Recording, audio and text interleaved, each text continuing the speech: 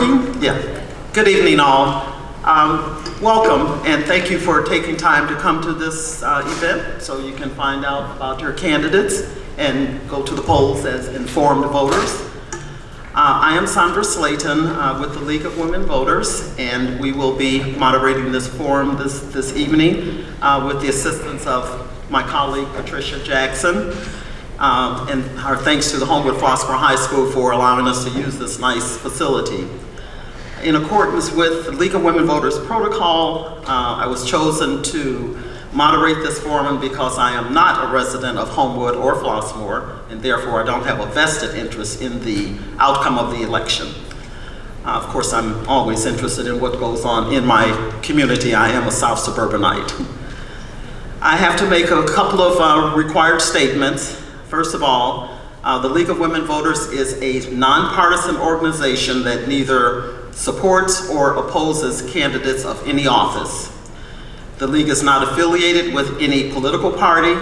The League's purpose is to promote political responsibility through informed and active participation of citizens in government.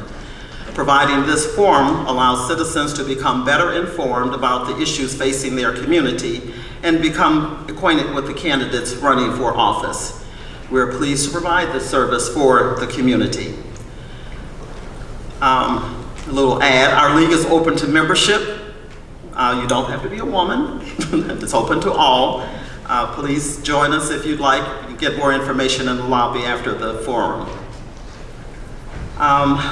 There are a few more protocols that we've developed that will be in use today that I need to let you know about. This is sort of a review for the candidates. They've already received this information in the mail, but just so you know as well, each candidate has randomly drawn a number, and they're seated in the order of the numbers that that they chose.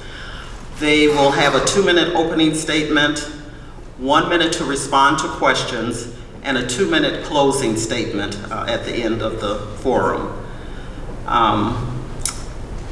Candidates, I'll ask you at this time to please put away any electronic devices, and I'll ask the audience if you could silence your devices as well.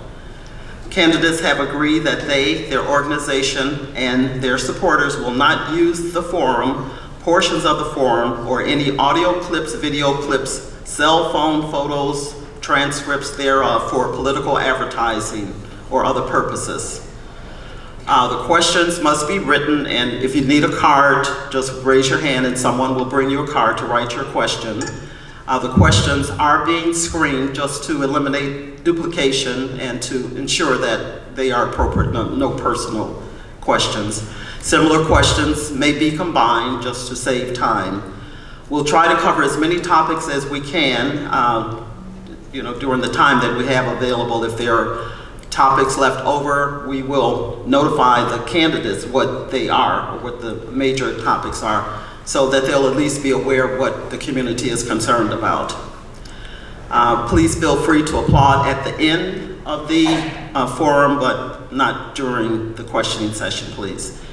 And please refrain, I'm sure I don't have to tell you this, please refrain from making expressions of disagreement or agreement for that matter. Just wait until all the forum is over. Let's see. Your courtesy and your cooperation are appreciated, and now we are going to get started. It is my pleasure to present the candidates. Each of them will introduce themselves, and then we'll get started with the questions. Thank you.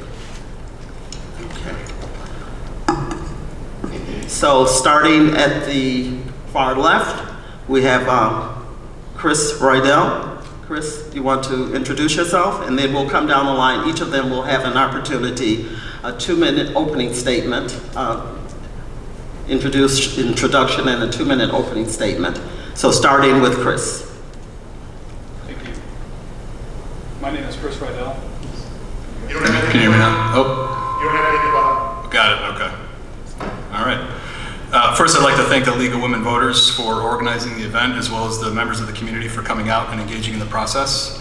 Again, my name is Chris Roydell. I've been a Homewood-Flossmoor resident for the past 15 years, 9 of those in Homewood and the past 6 in Flossmoor.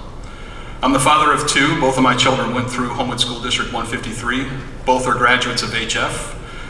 My wife works for the Director of Curriculum Instruction and Professional Development at HF, and my son is an instructional assistant in the music department. He and his wife, a teacher in the Homewood School District 153, are residents of Homewood and hopefully one day will be parents of HF students. I come from a family of educators. I was a high school teacher in Florida early in my career. I spent close to a decade at the University of Chicago, focusing much of my time there on emerging technology, innovation, and entrepreneurship. I've started multiple businesses, founded an education-focused startup, and I'm currently co-founder and CEO of a healthcare-related software company where I've spent the past 5 years growing the seed of an idea into a fully formed product and business. I was a part of the Homewood School District 153 Referendum Committee in 2011, Foundation 153 Board, which is the Homewood School District equivalent of the HF High School Foundation. I've served on HF Fine and Performing Arts Council as well as on multiple boards and committees at Flossmoor Community Church. I received my BA, MBA, and certification in leadership management from the University of Iowa, as well as an MA from Chicago Theological Seminary. I believe this is an election about growth, about more fully realizing our potential as a center for excellence and a beacon in our region. I believe this is an election about the future of Homewood Flossmoor High School, about the role it plays and will continue to play in the lives of our students and our community, and about ensuring we continue to position our students, faculty, and staff for success.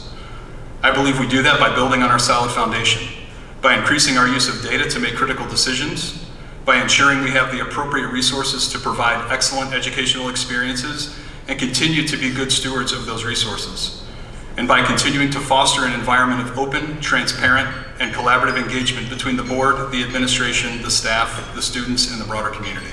Thank you, Chris.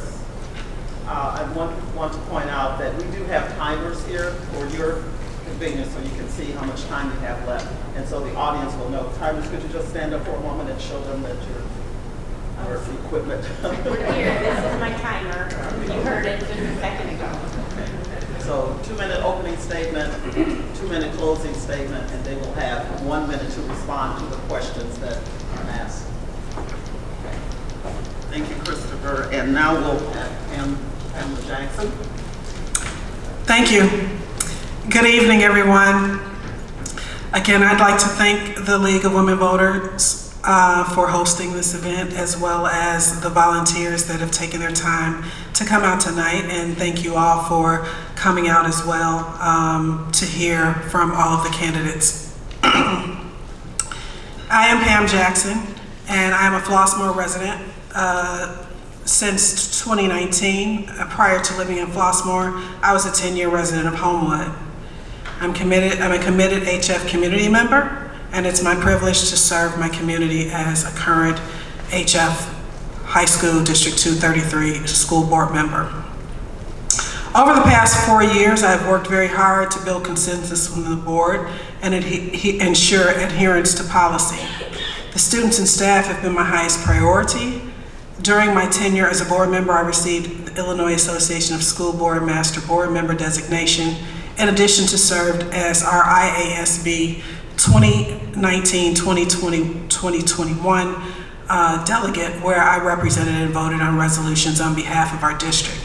I also successfully served on District 233's Planning Committee in 2019 and 2020, and the Finance Committee in 2021 and 2022. I will continue to strive to be impactful through innovation, transparency, and independent thinking, with equity and fiscal responsibility at the helm of every decision I make. I have a Bachelor of Science degree in Human Resource Management from Xavier University in Louisiana. I'm equipped with 30 years of financial services experience, primarily in management and business consulting with large Chicagoland financial institutions. I am seeking another term to continue the good work that's been started.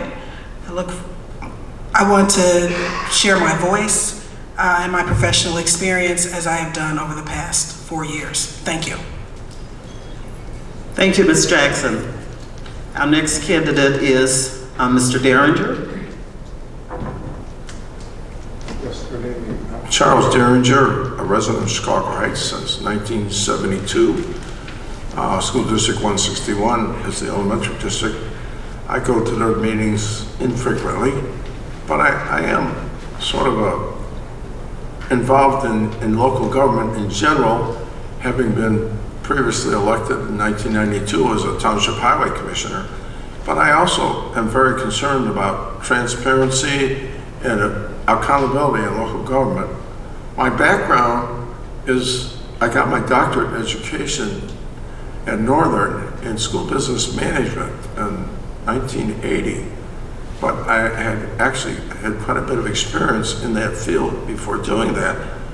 And I really became more involved in schools as a school business manager from that aspect, because my undergraduate background was in civil engineering. And I came to Chicago Heights for an issue that involved a school that was built in a floodplain and destroyed the special ed school on Division Street. And there weren't too many of us around that could solve those kinds of problems.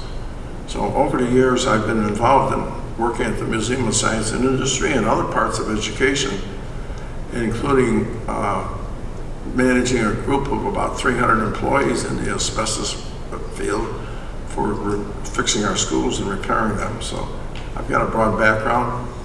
I'm looking forward to doing some tweaking here, hopefully, if I'm elected, and because I have some ideas that I think, at least I've been told that we need to do, and I have two grandchildren and that are present in school here. Anyway, thank you, and I'm looking forward to an opportunity to serve our school district. Thank you very much, Mr. Derringer. Thank you. Our next candidate is Mr. Pauling. Yes. Good evening. With thanks to the league and thanks to the high school and thanks to all of you for packing the house and thanks to all the candidates for your willingness to serve. My name is Gerald Pauling. I'm a current member of the Homewood Flossmoor High School Board. I'm currently the board president. I've served on the board for 9 years. I think I am one of our most tenured board members. The last 2 years I've served as president of the board, and before that I served as vice president. I have raised, with my wife Eugenia, who's here tonight, we have raised 3 HF graduates, and I myself as an HF graduate, class of '85. And I've been a member of the HF community for more than 40 years, since my junior high school days as a James Hart Panther. I'm running for re-election because I want to continue the great work that we're doing on behalf of our students. I believe in that work. I'm committed to it, and I want to see it through. I'm also running for re-election to ensure that we continue to aspire to and pursue excellence for our students, all of our students. And I think that we need, and I would like to see us ensure that we continue to invest in students the way that HF invested in me. I look forward to your questions and sharing my vision about our future. And I am as excited as ever about the work that we're doing here at Homewood Flossmoor High School on behalf of our students and our community. Thank you again for being here. Thank you very much, Mr. Pauling. And now our next candidate is Mr. Lagarde. Good evening, everyone. I want to thank members of the community, the League of Women Voters, for putting together this forum. I'm Nathan Lagarde, 89 graduate of Homewood Flossmoor. Spent better part of 37 years in this community, along with my wife, who I see in the audience, Padilla. We've had 2 students come through HF, one who's currently here, one is a 2021 graduate who's now a sophomore at Spelman College in Atlanta. Nathan Jr. is a member of the National Honor Society, 3-year varsity tennis player, so we're kind of pushing him out the door. He's got 2 more years. I am currently a city member of the HF High School Board, 4-year member of the Planning Committee, including the chair right now of that committee. I'm also a member of the Personnel Committee. So my hands are in a lot of the mix of what happens here at the high school. I am the executive director also of the WizKids Foundation, which is an organization that provides youth enrichment programming for many of the kids in this area, including after-school programs and summer camps. So a lot of the work that I do is very student-centric. If we're elected, I want to continue a lot of the transformational work that we've started, including aligning our curriculum and supports to best accommodate students coming out of the pandemic, continuing to help our board become more data-centric, and then also supporting our administration in our efforts to optimize the school climate. So, again, thank you, and look forward to answering questions. Okay, thank you very much.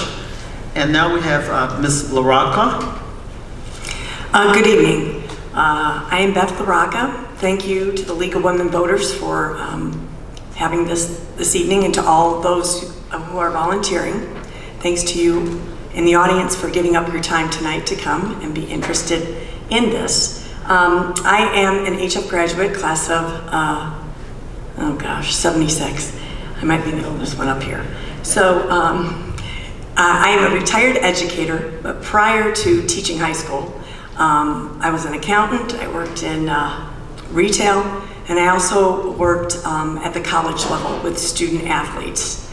I currently work part-time at the Flossmoor Station, but I continue my work with students through tutoring, which I've done for probably the last 15 years. While I don't have any children, so therefore none went to HF, I do have 13 nieces and nephews, 12 of which went here. And they ran the gamut from being enrolled in IB to middle of the road students. I was a board member from 2017 to 2021, and I feel I contributed then, and I see a lot of what I worked on coming to fruition now. One of those things was transparency in terms of supporting documentation on board documents, which is wonderful because then you can comment. So I've seen that on the planning committee and the general board. I'm a volunteer in this community. I am passionate about education and the benefits that it provides, as I have been attending both board meetings and committee meetings for the last 2 years.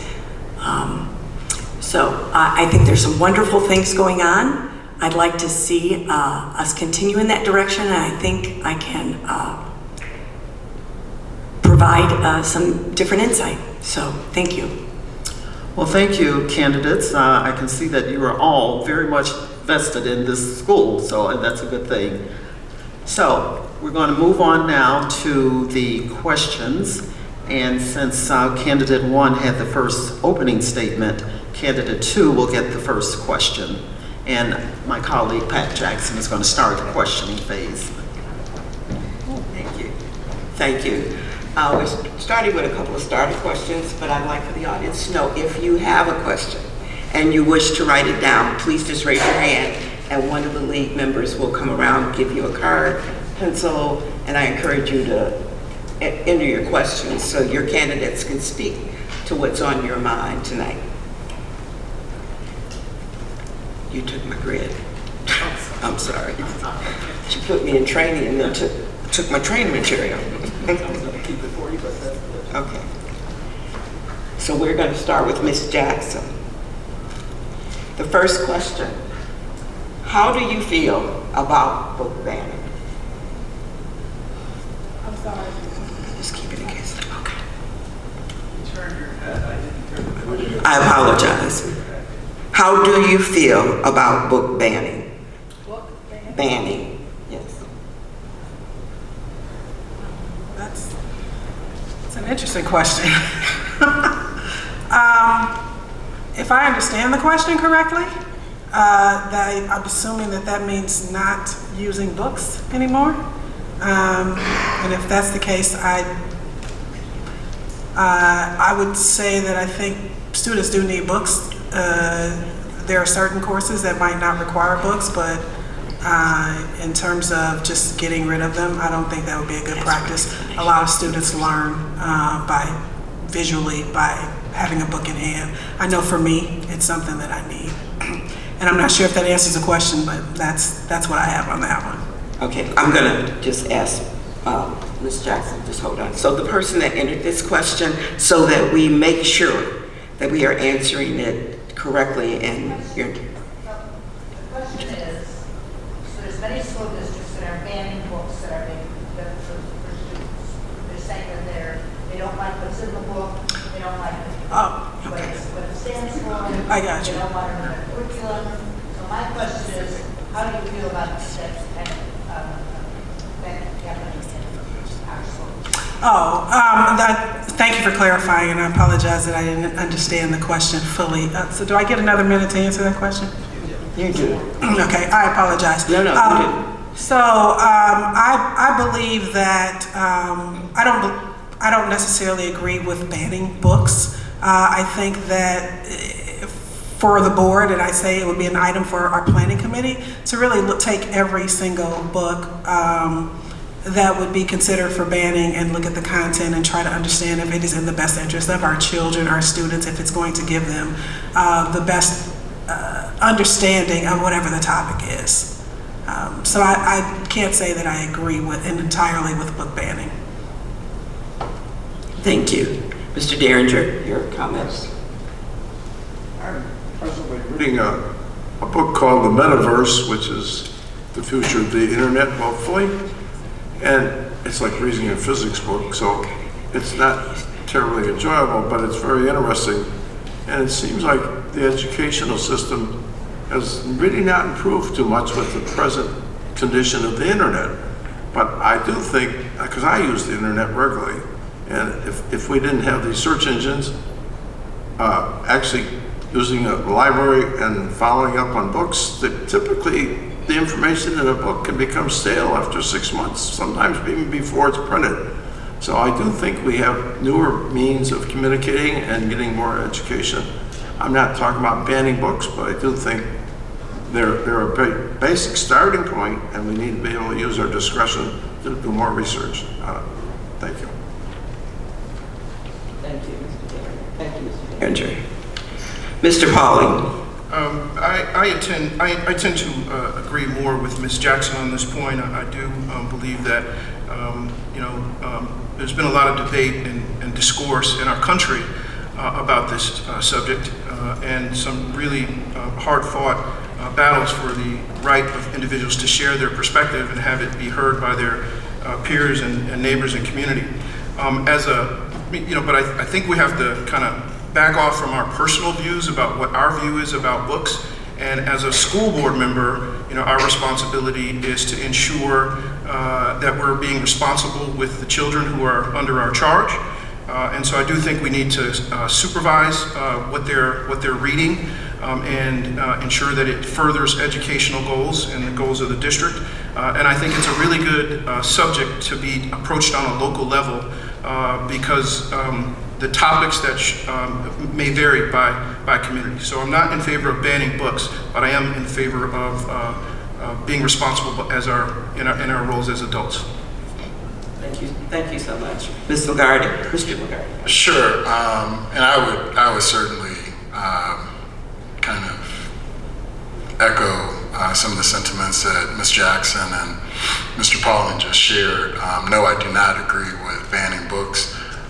In fact, nor can I foresee that happening here at HF.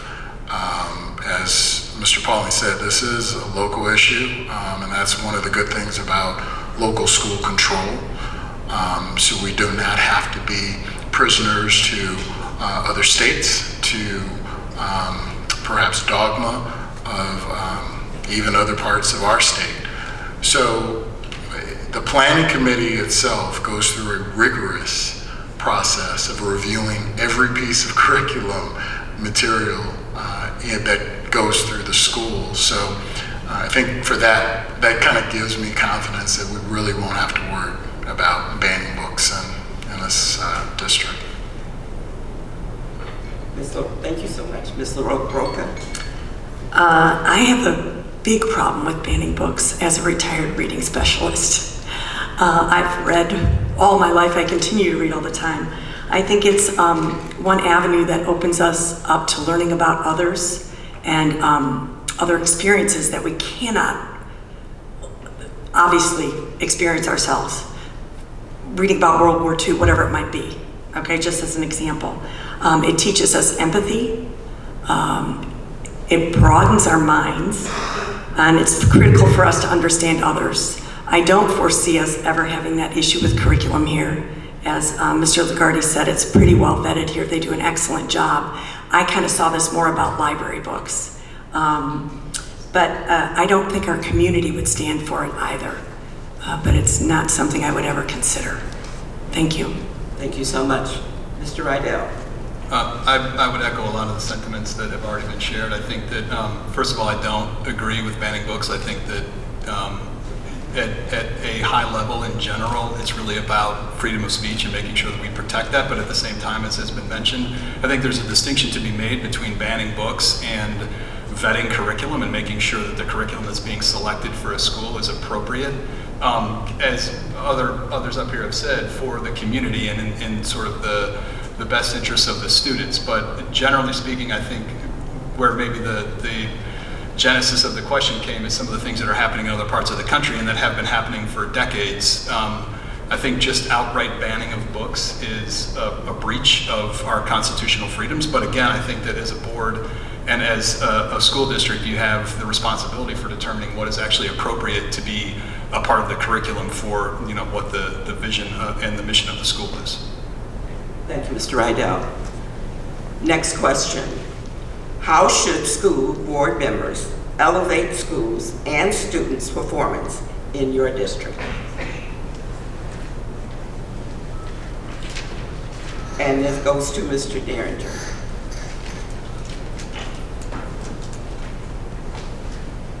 You start. You start the question. You get the question, Mr. I'm sorry, I did not hear the question. Okay.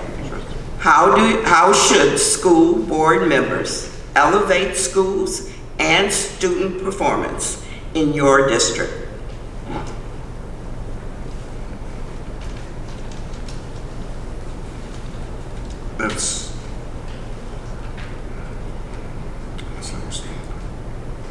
I really think that the school board isn't the one that actually assesses the performance. We have a state and a testing process that assesses the performance, and we get the results from standardized testing process. So, and I think that's what we have to rely upon, that those tests are relevant to our curriculum and what we're teaching. I don't see that the school board has a direct role in other than seeing the scores and seeing the results of the students' performances. Thank you. I'll try my best in a minute, but obviously we're very focused on student performance here at HF, and by the numbers, our students do very well. 95% of our students graduate, 80% go on to higher education. Of the 80% that go on to higher education, 85 retain for a sophomore year. 12% of our students go to Ivy League colleges, 20% go to the military and preeminent institutions.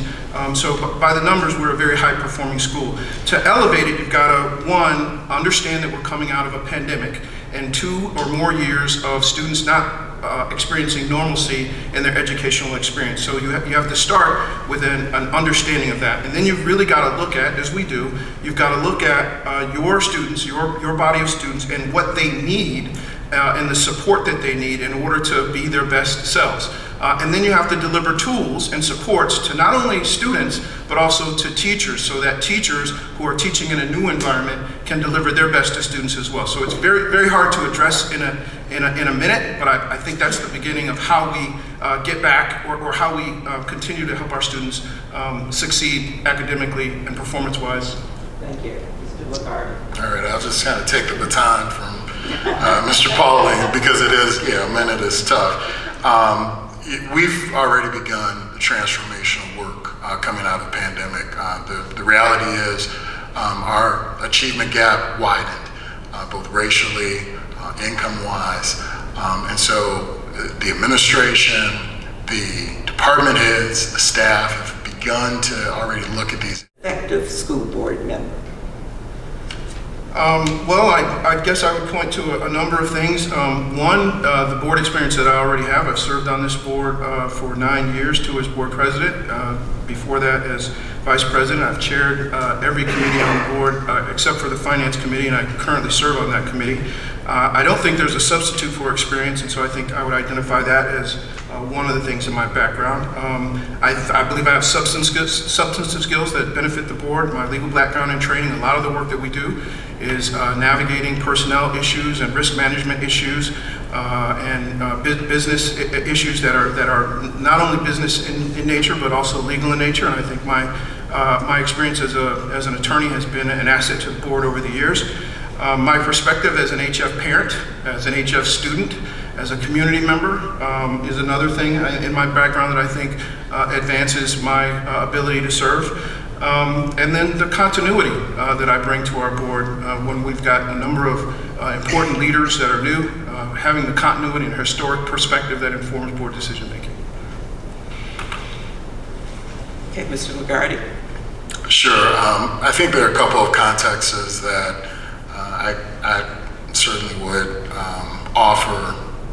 As Mr. Pauling said, experience counts when you're here.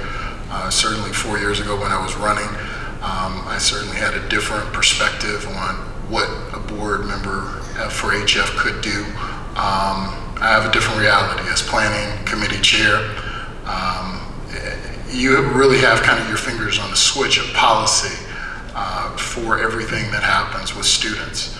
So that's one context. Professionally, for 15 years, I've coordinated programs for youth indirectly that feed into HF. So I also have the unique privilege of seeing them from start all the way to finish when they graduate. So that experience is, I think, very relevant to this role. Thank you. Ms. LaRocca. I'm going to piggyback again on some of what they've said. Experience. When I was on the board for 4 years, 2017 to 2021, I was on both the planning and the finance committee. I have a background in accounting. Obviously, I'm a teacher, as I said, and I continue to work with students here, so I have a little different insight. And I have insight or a unique skill set as an educator or a retired educator. And that's it. Thank you. Mr. Rydell. I think, my experience as a teacher certainly informs some of the perspective that I bring, but I think as a business leader and entrepreneur, the whole of my professional career has been to be two things: a problem solver and a bridge builder. You have to build consensus, you have to get people to connect, and you have to get people to understand that you need to be flexible, you need to be fluid, and you need to solve problems in the most effective and appropriate way given the context that you're provided. So I think, for me, that is probably the biggest asset that I bring to the table. And also I think, to echo what Mr. Pauling said, I'm a parent of kids who went through this school and they love this school, and that is something that I want all of the students and all of the families who go through this school to experience. Thank you. Ms. Jackson. I'd say, one, I'm a parent. I am an active volunteer in the community. But more than that, I believe that I've put in the work really to understand the inner workings of the district, our staff, our students, and our strategic plan. I've been instrumental in many changes during my tenure. New administration, reviewing policies, working to get them automated, move to press policy. I've sat on the planning and finance committees. In addition to being a good board member, I've built consensus and worked well with the entire board, even when we didn't agree. I think that's very important. I believe I've had a positive impact. I'm very inquisitive, and as a board member should be, in order to fully understand voting matters. Thank you. Mr. Derringer. My experience actually in the classroom has been very limited. But as far as involvement at a board level, when you're working as a group, I was involved in solving issues that were involved in a lot of research, and I actually was involved in developing solutions to health problems and issues. I worked at the Museum of Science and Industry for a while, and I actually developed an affirmative action program there.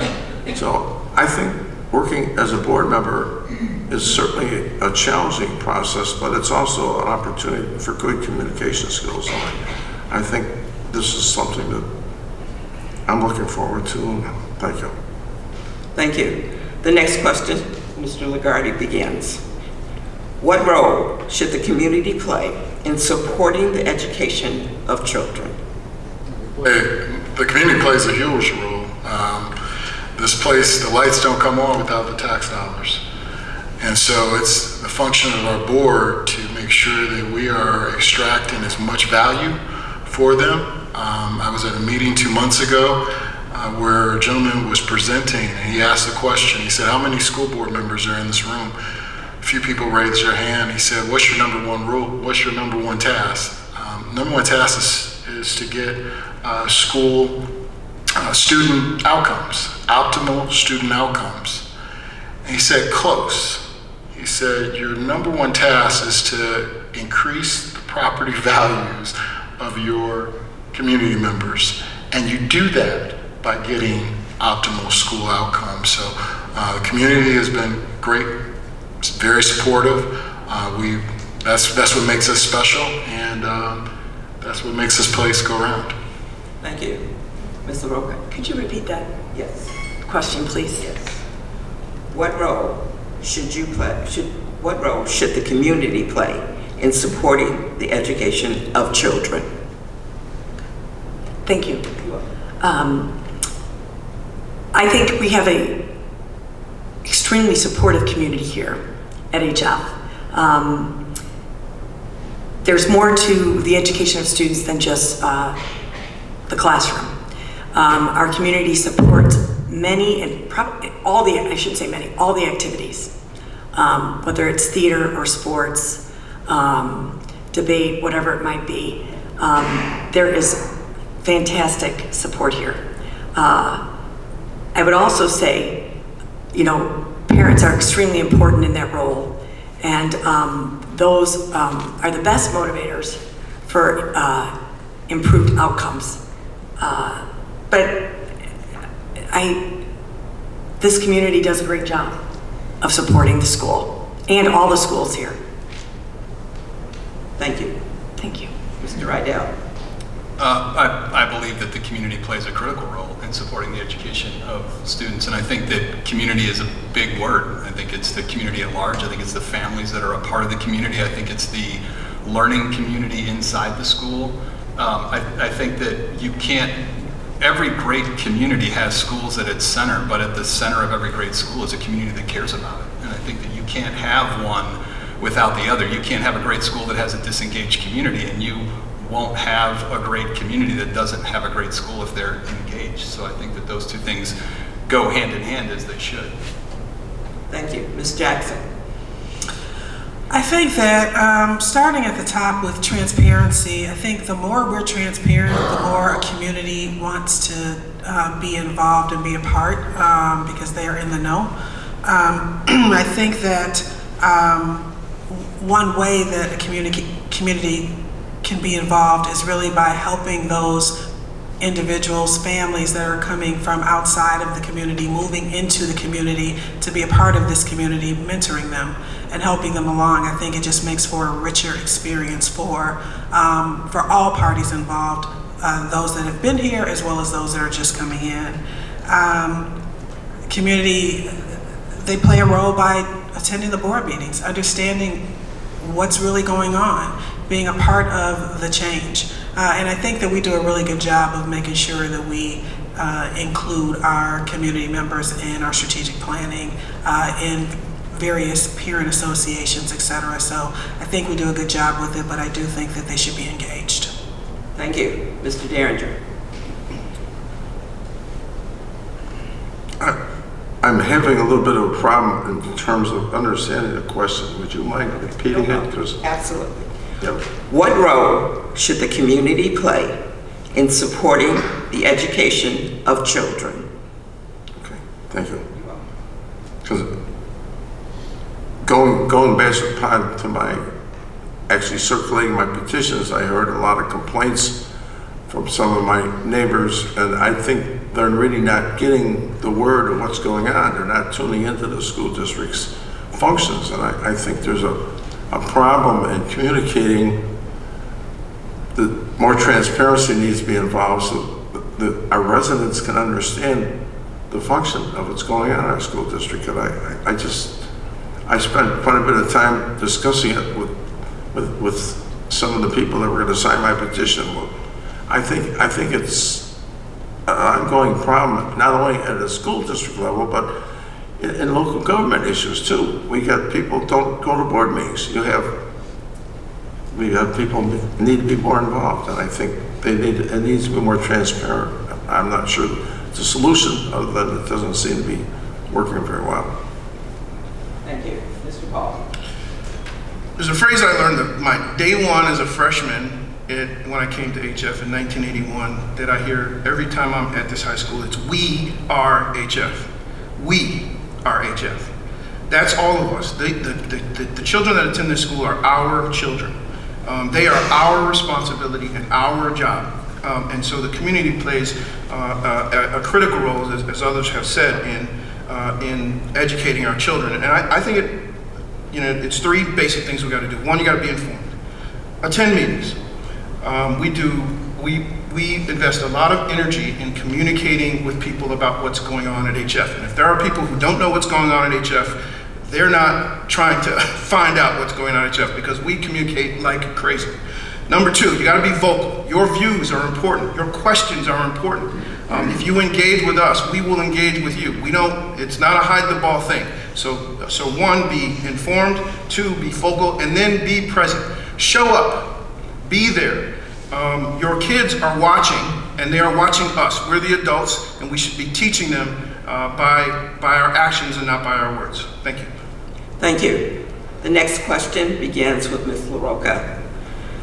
What are your budget priorities?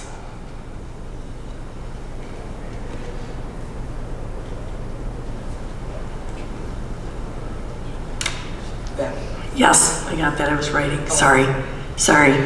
That is a big question.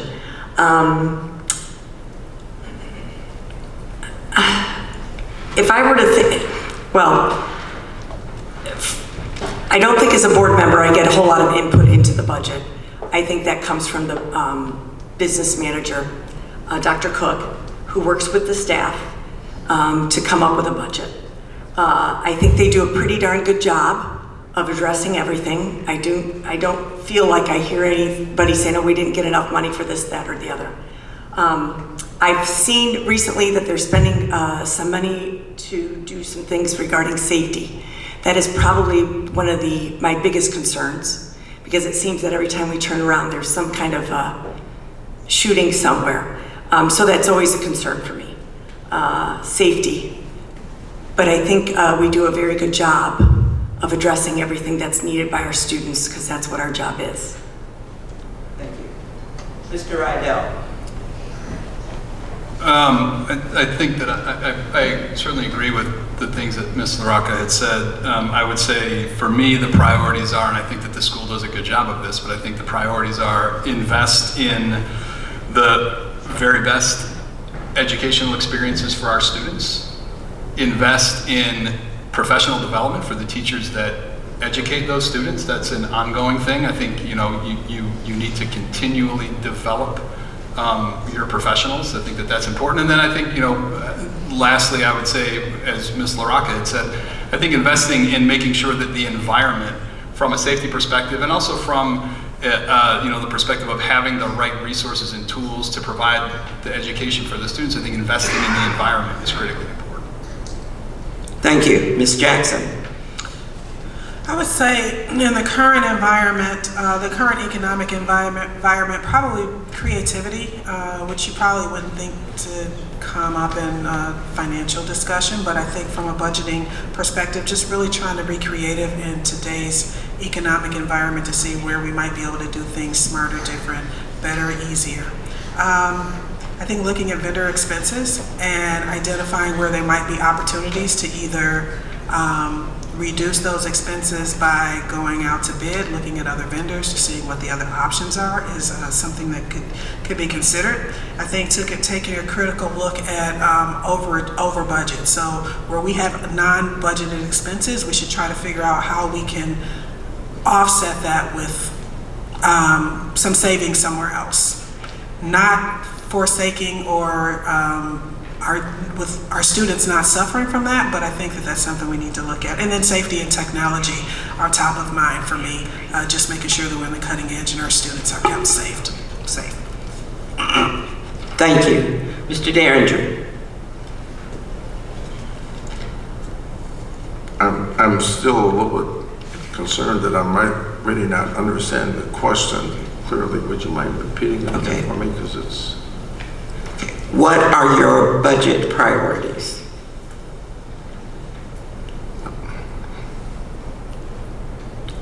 I don't know. I'm having a difficult problem in understanding the question, and I think maybe my hearings are giving me some problems with that. My priorities. Budget priorities. So, could it be what we're looking at is the educational process? I think.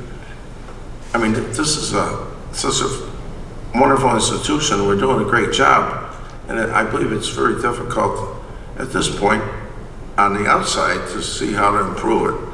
I picked up some information through the circulation process, and of getting the petitions and the confusion that's out there, and I don't think necessarily I have specific priorities other than I have some concerns about environmental issues and the fact that our students maybe are not tuned in that well to our environment. Thank you. Thank you. Mr. Pauling. Well, from a board perspective, one of your priorities has to be the oversight of the fiscal operation of the school. And in that regard, we do very well. We're very highly recognized by ISB for our financial performance. We have a AA bond rating, which helps us to borrow money so we can spend other people's money rather than ours when we need to do projects. We've abated $20 million in taxes or in tax abatements to our community since 2019, and we've maintained a healthy reserve that helped us when the state was late in making its payments. So as a board member, that has to be one of your number one priorities is safeguarding the resources that the community has invested in us. Aside from that, it is directing resources to the student experience for HF children, all HF students. And so that whether that's safety or academic programming or supporting other activities, that's what you focus on once you've... Mr. Lagarde. Sure. And certainly, Gerald just shared, some of the successes that we've had as a board as it relates to abatements and certainly maintaining a very, very healthy balance on budgeting year over year, as well as our overages. But student supports, we have to maintain a high level there. That would be my priority and continued priority.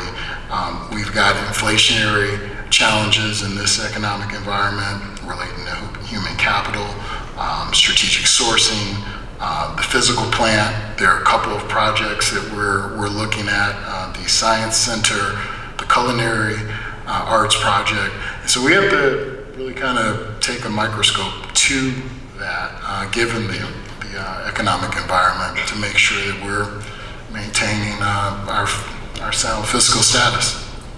Thank you. The next question begins with Mr. Rydell.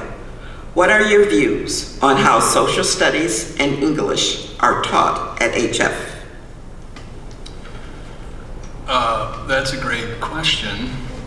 As an outsider that doesn't have a lot of insight into how English and social studies are currently taught at HF, I don't know that I'm qualified to give an answer to it. I think my answer would be, if that is of concern, and that's something that as a board member I need to learn more about, I certainly will do that, but I'm not in a position to answer that directly. That's fair. Ms. Jackson? I would say, I know that there's been a lot of discussion around critical race theory and, from a social perspective, where board members stand from that angle. And I think that, to me, again, this is a planning, as I look at Mr. Lagarde, but this is a topic, I think, for planning, but also for our administration to really think about what social studies means to our students today, what's fact versus fiction, or fact versus not entirely fact. And I think that is something that needs to be explored to just understand how we educate our students to really understand matters such as matters around social justice, matters around, equity versus equality. So I think that there's exploration that needs to be done. Thank you. Mr. Derringer.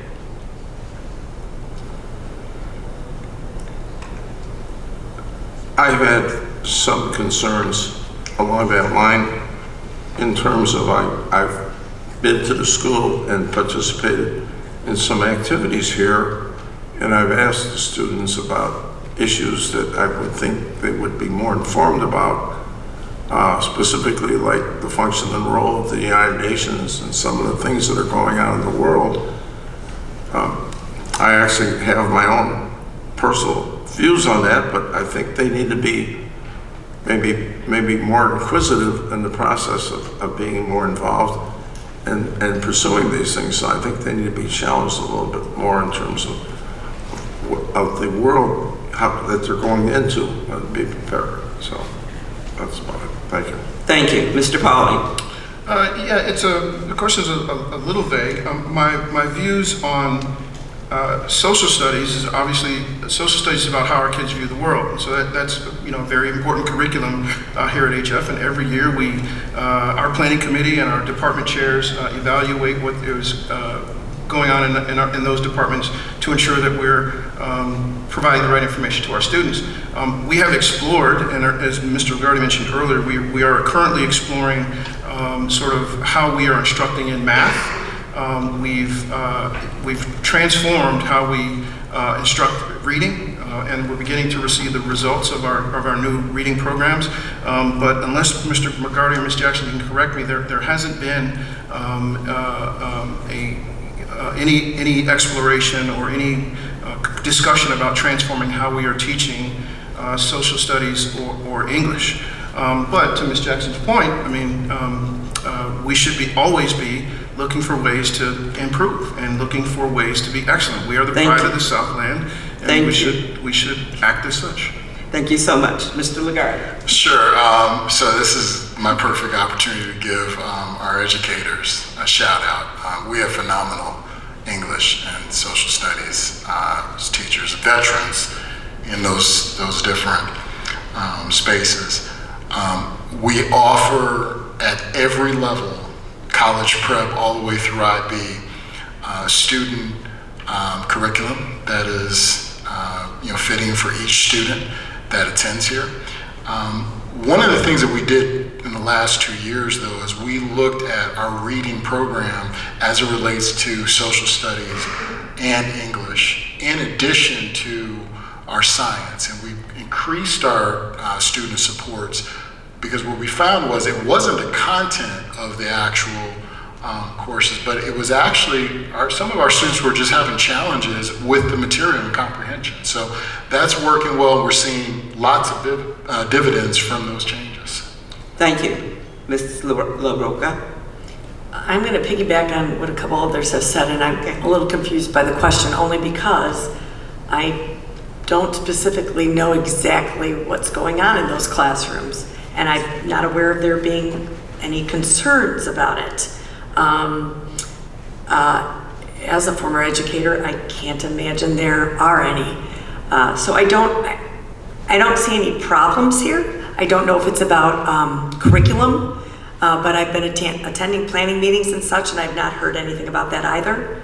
I know when they have new books that they propose, they've offered them to the board to read, as I've done with when they started the African American history class, and read a couple of those books myself.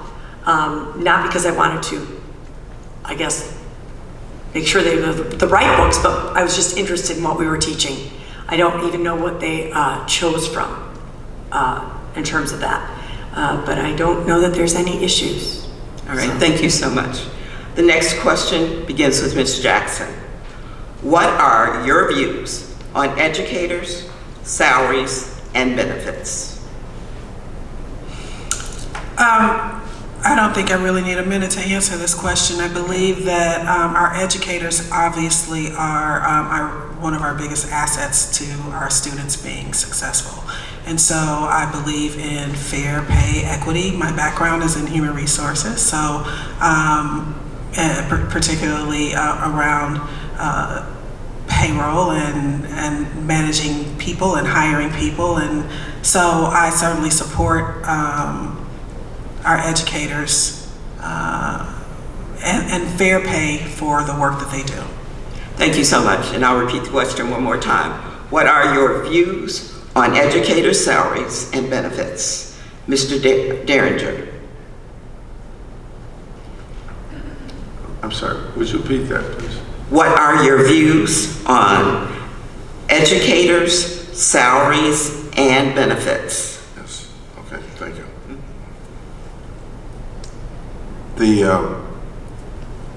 I've seen the salary schedule, and I'm familiar with it to a great extent, and I know teachers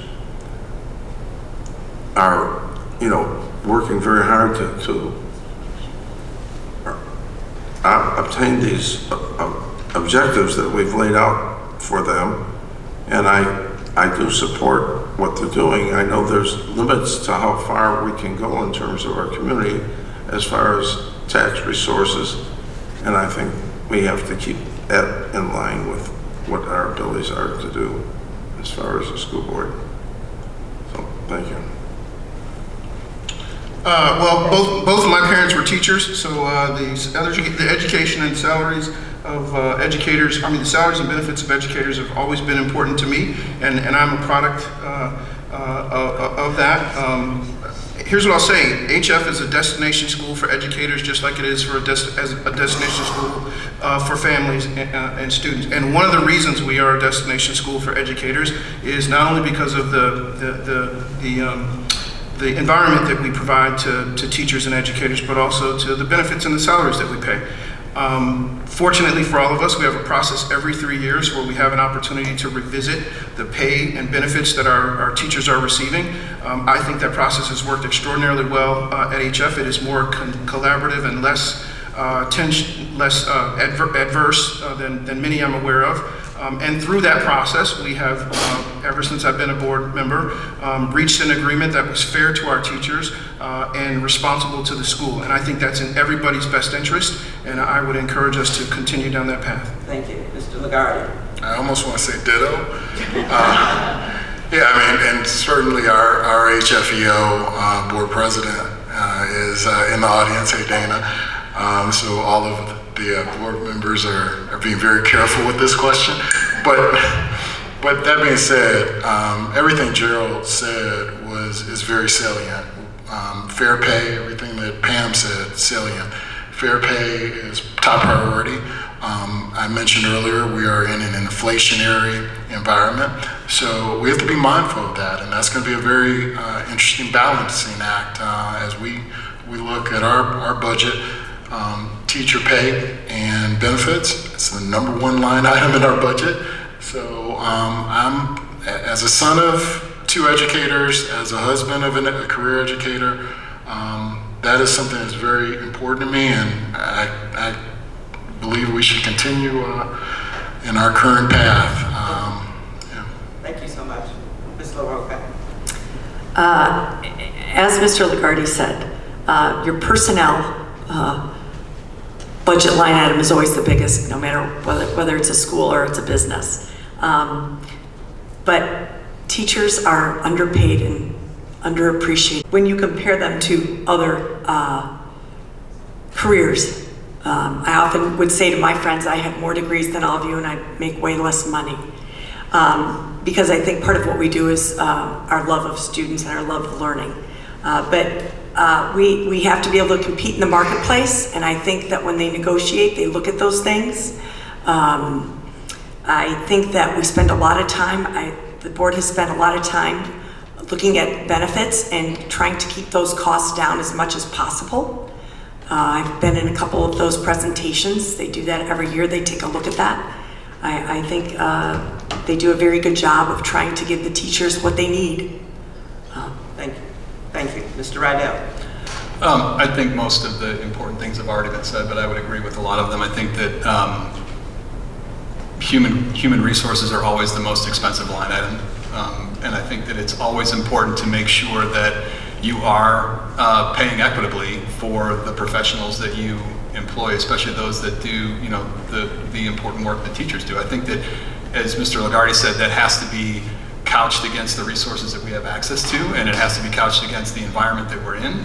But it's critically important to make sure that we are equitable in the pay, and as Ms. Saraka said, competitive in the marketplace. There are lots of options out there, and we have to ensure that we can keep the very best teachers, and this is one of the ways that we do that. Thank you so much. The next question, Mr. Derringer. Convince me why it is necessary to have a superintendent in a school district with one school. Mr. Derringer. This was addressed to me. Yes, sir. Repeat the question. I got the one school part. But Convince me why it is necessary to have a superintendent in a district with one school.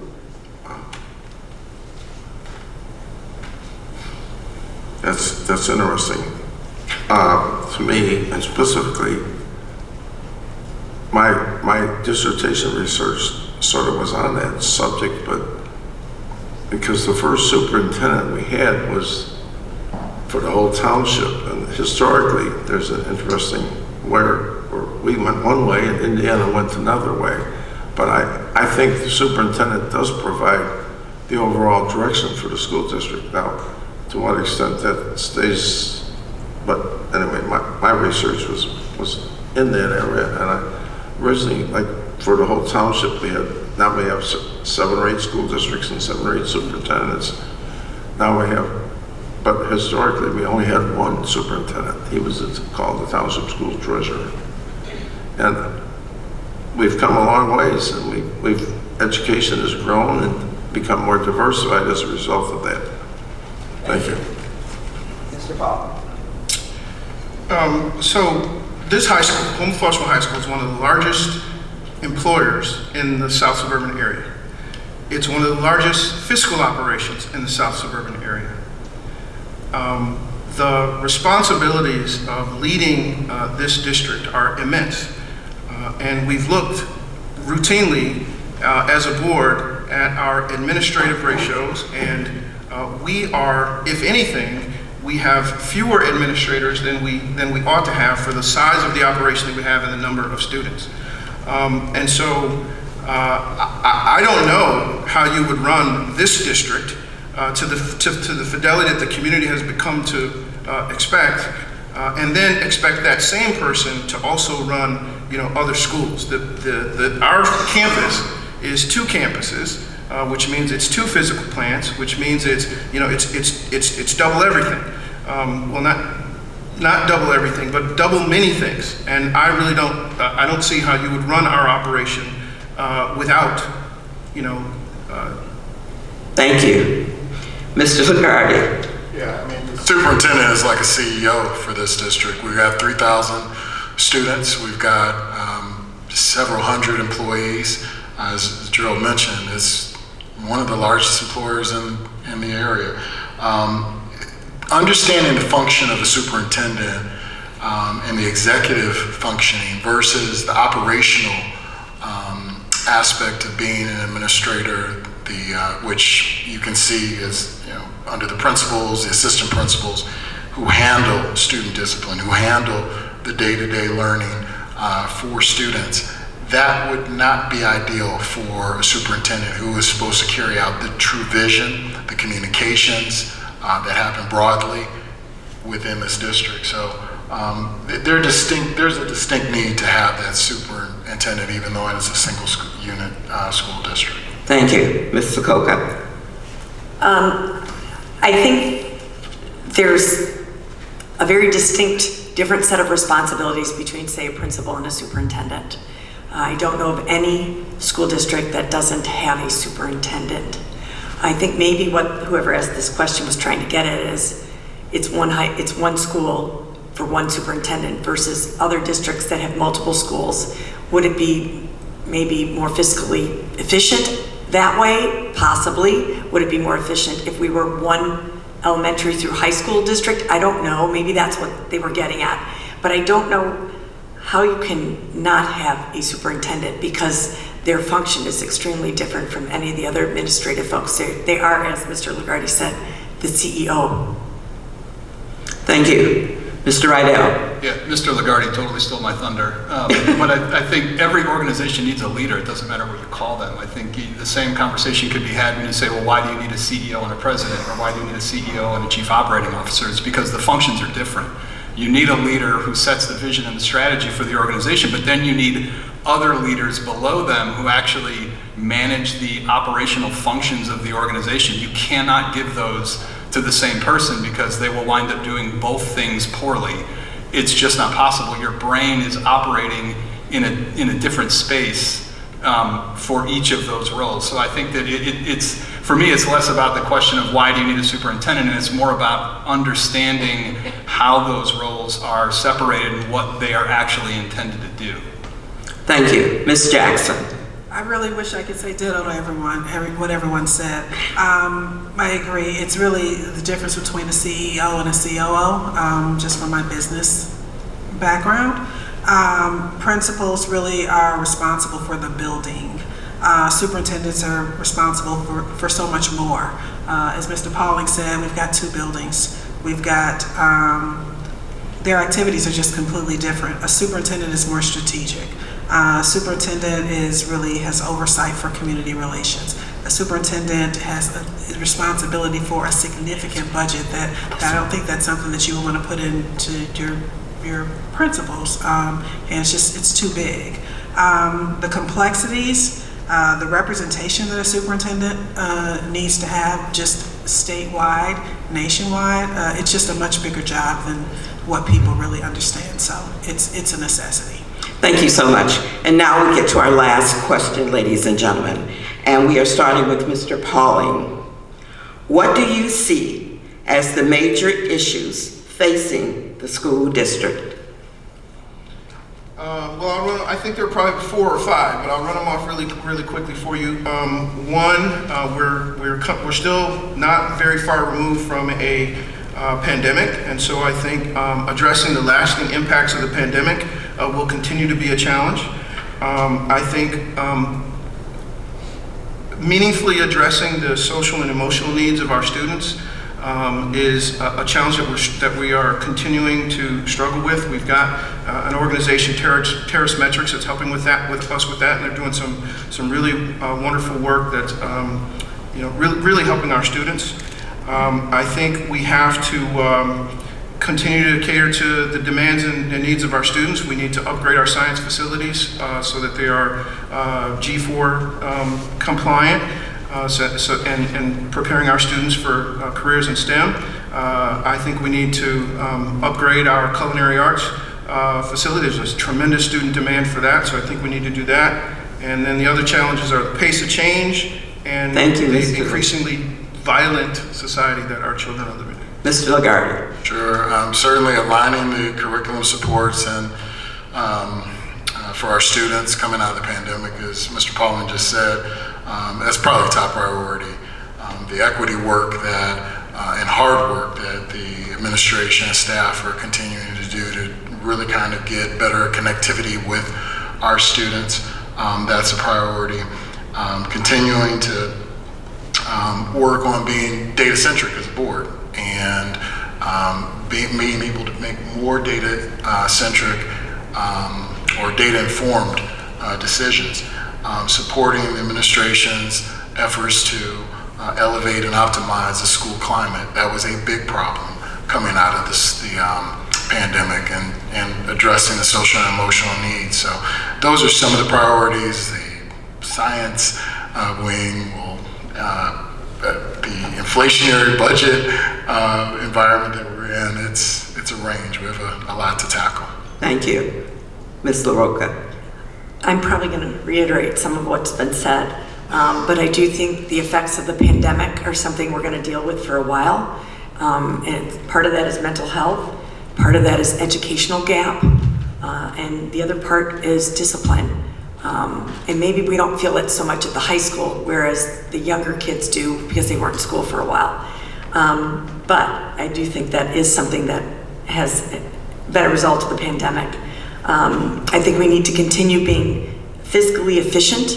I think we live in a state that wasn't always that way, and the pandemic has helped us, but that's going to change. Those funds are drying up, so that's always a concern. I think safety is always a concern. It's just the world we live in, and data-driven decisions are very important and must be done. Thank you. Mr. Rydell.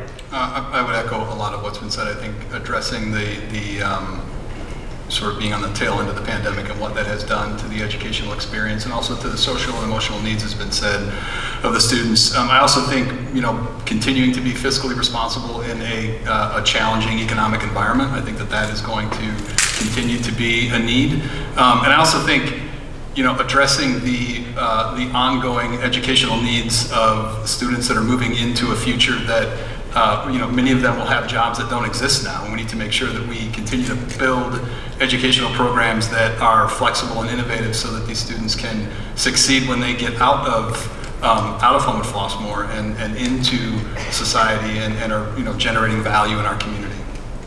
Ms. Jackson. I share the sentiments of most who've spoken. School safety is probably my top priority. If I were to say what we need to really focus on, I think it's really important that we stay on high alert and continually look for ways to leverage technology and just best practices of other institutions, what they're using to stay ahead of the curve and keep our buildings safe. I think student and teacher mental health, those are top of mind. We talked about that, the effects of COVID and just other things. Fiscal responsibility, we've got an economic climate that's uncertain. So I think just making sure that we're making prudent decisions about spending and always making sure we're balancing what's best for our students with the sensibility of making significant spending decisions. Thank you. Mr. Derringer. Yeah, I have heard from communicating with the residents in my area about issues that are not necessarily relevant to what we have here, but I do think there is some problems in terms of developing a lifetime learning experience in our students, and the fact that they need to be more involved in looking towards the future. And I just, as far as safety and issues that we've already heard about here, I think those are relatively important issues as well. Thank you. Thank you. That brings our questions to an end, and now it is time for our candidates. They each have 2 minutes for a closing statement, and we will start with Mr. Lagarde. Sure. Can you hear me? You're good. Thank you again to the League of Women Voters for putting this together. I can't believe 4 years has gone past already, and we're back here. I kind of think about what life will be like in the next 4 years, and what propelled me to run again. And I kind of go back to this past summer when we did a board retreat, and we talked about the concept, and Gerald mentioned it, of We Are HF and what that means today. And we began to re-examine what that meant to our school and to our community. From that spawned what was called Profile of Viking. And the work that we have done to kind of build upon what it means to be an HF student, an HF staff member, an HF parent, HF board member, administrator, all of that work I want to be able to continue. And so we've talked about a long list of priorities, exciting work that has taken shape in the last, even the last 8 months. I want to continue that and feel good about our direction, and I'm hoping I'll get the community support to continue that work. Thank you so much. Ms. LaRocca. Thank you again, everyone, for coming. I think that HF has the staff and the programming for every student to reach his or her maximum, potential, according to his or her strengths and interests, whether that's for the trades, the armed services, or college. I'm not sure college is for everyone, but I know that education is, and I think it's extremely important. I am a fiscally conservative person. I think that I believe in saving money where we can and making sure that what we do is effective, and that would require data to show all those things. I believe in efficiency and effectiveness, transparency, and I think that we're moving in the right direction. There's a lot of good things going on. As I mentioned, with all the board meetings now, you get to see all the expenses. That's all out there online, which is great. I think HF is the cornerstone of our community. Our community is very supportive, and I think that I can contribute to moving this forward. Thanks. Thank you so much. Mr. Rydell. Thanks again to the League for putting on this event, to everyone for coming out. I love this community and I love this school. My wife and I moved our family here for the schools and the community. And both have played a significant role in my family's life over the past 15 years. It's important to me. The reason why I am running is because I want to help ensure that every student, every family has the opportunity for those same experiences.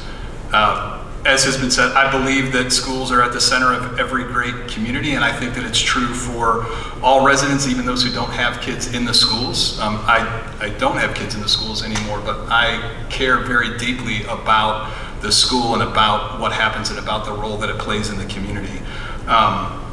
Schools, in my view, exist not just to educate, but to create value through their engagement with the students and the staff and the broader community. And I hope that I have an opportunity to participate in what I believe is the great work that the board has been doing and continues to do. I think the passion that the board members that are up here have exuded, and everyone up here, I think that it's a testament to the care that everyone has for this school and for the community, and to make sure that we continue to be a destination, as Mr. Pauling said, a destination school for families. Thank you. Ms. Jackson. I think I am most excited about these past 4 years. While I can't say they have been easy, they have definitely been interesting, and I've seen the value, the true value of a board member individually and board members working together. I really want to retain my seat on the board because I want to work with the board to continue the work that I started 4 years ago, that we're just beginning to start to see some real change and improvement, and you heard some of it today. Top of mind, when I think about what I like to focus on, I'd say, the learning loss achievement gap is top of mind for me. Feeder school collaboration. Again, I have a firm belief that close cooperation between schools, parents, the community is one of the key ways that we can close our achievement gap. Why me? I believe that I've got a proven track record. I have put in the work. I've taken responsibility for really understanding the inner workings of the board. I'm an independent thinker. I don't just go along with the crowd. I am very thoughtful about the decisions that I make and the votes that I make. I'm committed to excellence. I'm thoughtful. I'm a very progressive thinker. And I would appreciate your support. Thank you. Mr. Derringer. Thank you. Having lived in this community and been involved with 2 generations of students, this has been an exciting event for me. I actually grew up in a much smaller, actually went to a one-room schoolhouse with one teacher for 8 grades. And I came up through an environment that was totally different than what we have nowadays. And I don't know that is necessarily, it makes us more challenging in terms of communicating with each other. I do think we have a lot of supporting school districts around here that need some support. Some of them are not doing as well as others. And I do think there's a need to possibly consolidate some of these interests. We do that with the special ed programs. We do that with our vocational programs. So we're making an effort to coordinate these services better, but we also need the individual competition that we have and to try different activities. I'm neutral in terms of how to improve things. I just think this is something that is an ongoing process. And technology is more challenging than ever, and we need to be able to keep our students tuned into it so they can grow, continue to grow after they go out of high school and possibly go on to college or into vocational technical areas. Thank you. Thank you. Mr. Powell. Thank you. I've really enjoyed the opportunity to participate in the forum tonight. And I thank you for your questions, although some of them are difficult to answer within 1 minute. I guess what I'd like to leave you with is how proud I am of HF. I'm proud of the board I serve. I'm proud of the work that we're doing on behalf of the students of our community. And in elections and election campaigns, sometimes being proud gets lost as people try to look for what's wrong or what needs to be changed. But I am proud. I'm proud of our continued pursuit of excellence. We are always looking for ways to prepare our students for whatever their future is after HF. I'm proud of the commitment of our teachers and our administrative staff to a person. Every teacher, every member of our administrative team is devoted to serving your children as best they can. And I'm proud of our diverse and inclusive culture. That's not an easy thing to do, and it requires difficult work and difficult conversations. And I'm proud that we are doing that work and having those conversations, because being a Viking means understanding that everybody belongs, that everybody is important, and that everybody is valued. So if you share the pride that I have in HF, then help me continue to do this work. Help me continue to deliver to our students the educational experience that they deserve and that we can provide. Help me continue to make HF the pride of the Southland. Thank you. Thank you. Ladies and gentlemen, we have one question that the league felt they needed to answer. How many positions are open this election? There are 3 positions that are open. 4? Oh, sorry. 4 positions that are open. I should have let all of them answer. 4 positions that are open. Please give our candidates a round of applause for their coming out and sharing their goals and knowledge with you.